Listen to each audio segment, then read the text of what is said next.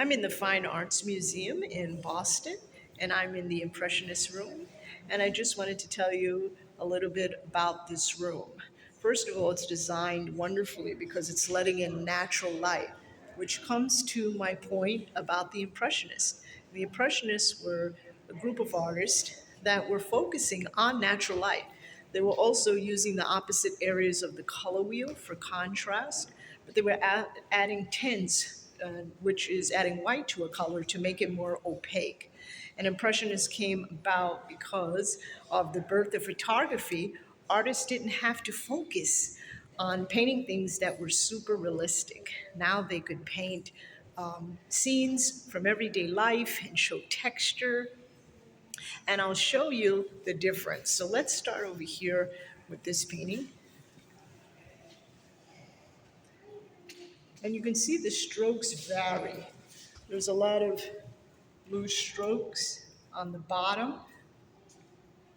And as we get to the face, it's a little bit more tighter and realistic. But they're using again a lot of white and tints, and they're really playing with the shadows. Some of them are soft, some of them are more harsh, and they're using opposite areas on the color wheel, especially when they're contrasting. So let's look for another example. Here, if I zoom in, you'll see this table here, and it has a lot of reds, has some purples on top, even some yellows. Look at the clothing and all of those strokes. They're following the pattern of the arm to make it look three-dimensional. Here's another one.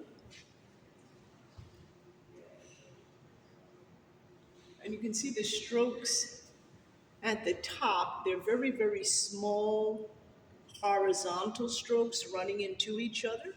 They're overlapping. Again, those are two different areas of the color wheel. They have some oranges and some blues contrasting here. And look what they do for the browns. For the browns, where they have the blues, they're bringing in this, let's zoom in a little bit more. So in this brown, they have a lot of yellow and they have some oranges here, which is really contrasting the blues. In the blues, they have some purples. So again, you can see how they're using the opposite areas of the color wheel. Here is kind of these little small strokes. So it's a little bit different with these outlines and the strokes. They pick a signature stroke and they're using it repetitively in that same area in the painting. And the same for here. You can see the water here where they have the yellow against this blue.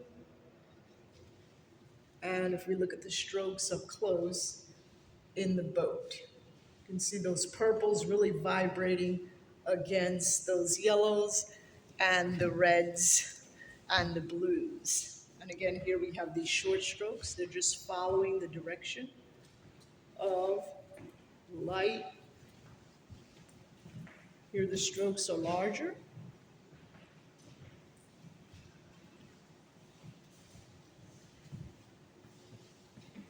Look what they're doing to the light here with that pink.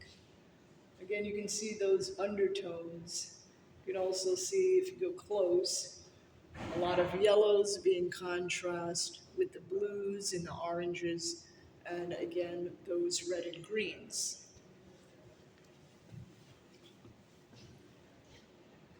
And this one is a little bit brighter.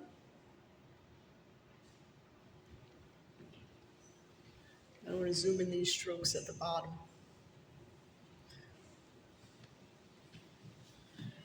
So they have different styles here. This is another one. I want to show you this because I want you to see the white. But let's zoom in and let's look at the underpainting here. It's like almost like these sap greens. And again, look at the contrast of these browns, right? Some of these browns do have blues in them, greens. They're really working well with the light and the contrast in those orange colors.